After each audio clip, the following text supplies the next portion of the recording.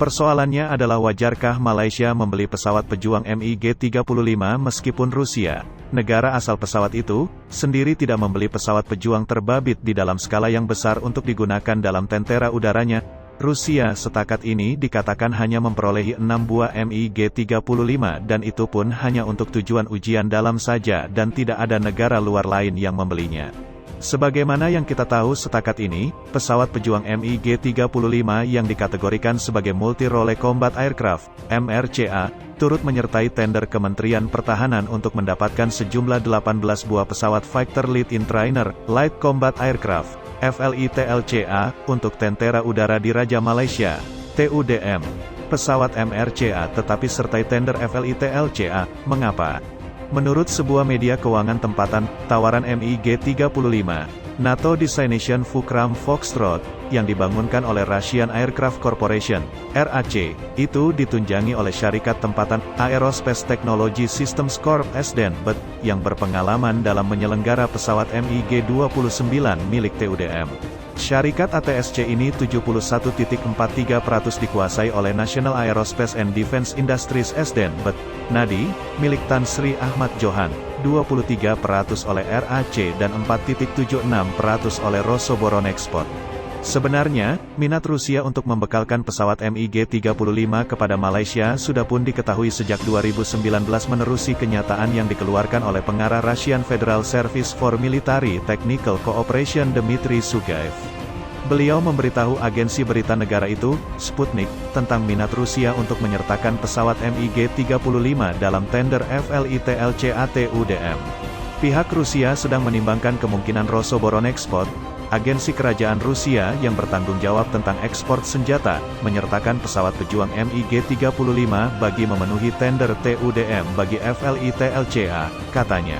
Rusia juga bersedia untuk mengambil semula ke semua pesawat MiG-29N milik TUDM dan menggantikannya dengan pesawat MiG-35 sekiranya Malaysia memilih pesawat itu sebagai calon pesawat FLITLCA-nya. Pada 2019 di Forum Ekonomi Timur, EEF, Rusia menerusi presidennya Vladimir Putin telah menawarkan untuk mengambil balik 28 jet pejuang jenis Sukhoi Su-30 MKM dan MiG-29 milik TUDM yang bermasalah jika Malaysia sedia menggantikannya dengan pesawat baharu buatan negara itu.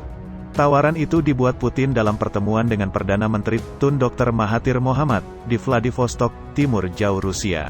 Untuk pengetahuan semua, MiG-35 bukanlah sebuah pesawat pejuang yang baru tetapi ia adalah pesawat yang dinaik taraf daripada pesawat MiG-29MM2 dan MiG-29 KKUB dengan airframe yang sama sebagaimana pesawat MiG-29 yang direka bentuk ketika era Perang Dingin. Pesawat MiG-35 ini sebenarnya hanya rebranding, semula pesawat pejuang MiG-29 dengan beberapa peralatan tambahan bagi menjadikannya lebih menarik di mata pembeli-pembeli berpotensi. Bagaimanapun, terdapat satu persoalan yang lebih penting berkenaan tawaran Rusia untuk membekalkan pesawat pejuang MiG-35 kepada Malaysia. Laporan media antarabangsa mengatakan, sejak melakukan penerbangan sulungnya 4 tahun lepas, Moskow setakat ini hanya memperolehi 6 buah MiG-35, dalam versi 1 dan 2 tempat duduk, dan itu pun untuk tujuan ujian dalaman saja. Bukan itu sahaja, usaha Rusia untuk memasarkan pesawat MiG-35 itu ke negara-negara luar juga tampak buntu setakat ini, dengan hanya Mesir dilaporkan bersetuju untuk mendapatkan pesawat kombat keluaran RAC itu setakat ini. Jika Rusia pun tidak mahu menggunakan pesawat MiG-35 ini, mengapa Malaysia atau TUDM mau membelinya? Ketika ini, Rusia sedang melobi kuat untuk menjual pesawat MiG-35 itu kepada Argentina, tetapi itu pun masih berada di awang-awangan dan tiada kepastian, dengan negara Latin Amerika itu juga meninjau kemungkinan mendapatkan pesawat JF-17 Thunder, yang dibangunkan oleh Pakistan dan China.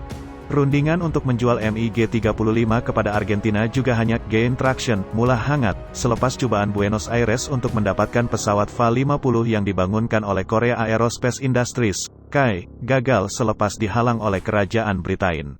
Mungkin Argentina terpaksa memikirkan alternatif pesawat yang lain selepas cobaannya mendapatkan pesawat FA-50 itu dihalang oleh Britain. Cobaan Rusia untuk menjual pesawat MiG-35 kepada India, antara negara pengguna pesawat pejuang Rusia yang amat besar, juga telah gagal dengan New Delhi juga menunjukkan minat kepada pesawat-pesawat lain. India juga adalah pengguna pesawat MiG-29 yang besar. Kesimpulannya adalah, pesawat MiG-35 telah gagal menembusi pasaran ekspor sebagaimana dinikmati oleh pesawat MiG-29 yang menikmati pelbagai kejayaan dengan banyak negara di seluruh dunia membeli dan menggunakan pesawat pejuang itu sehingga kini. Bagaimanapun Rusia gagal, replicate, meniru, kejayaan yang dinikmati oleh MiG-29 itu dengan MiG-35. Walau apapun, tidak dapat dinafikan bahwa pesawat MiG-35 itu adalah sebuah pesawat yang modern dan berkeupayaan tinggi. Pesawat MiG-35 itu dilengkapi dengan radar AESA Zhukma. Pesawat Rusia itu dikatakan boleh mengesan sasaran udara sejauh 160 km, manakala bagi sasaran laut pula ia boleh mengesan sasaran sejauh lebih 300 km. Pesawat itu boleh dilengkapkan dengan thrust vectoring sebagai option. Pesawat MiG-35 ini boleh disesuaikan dengan sistem persenjataan buatan Rusia atau negara asing atau sistem defensif yang lain bagi memastikan combat survivability yang tinggi. MiG-35 ini datang dalam dua versi yaitu MiG-35, 1 tempat duduk, dan MiG-35D, 2 tempat duduk. Bagi peluru-peluru berpandu, pesawat MiG-35 ini berkemampuan untuk melancarkan pelbagai peluru berpandu termasuk peluru berpandu anti kapal, peluru berpandu anti radiasi 29 TEN, bom pintar KAP 500 KER selain bom-bom pintar yang lain. Pesawat juga dilengkapi dengan external optical, laser targeting pod.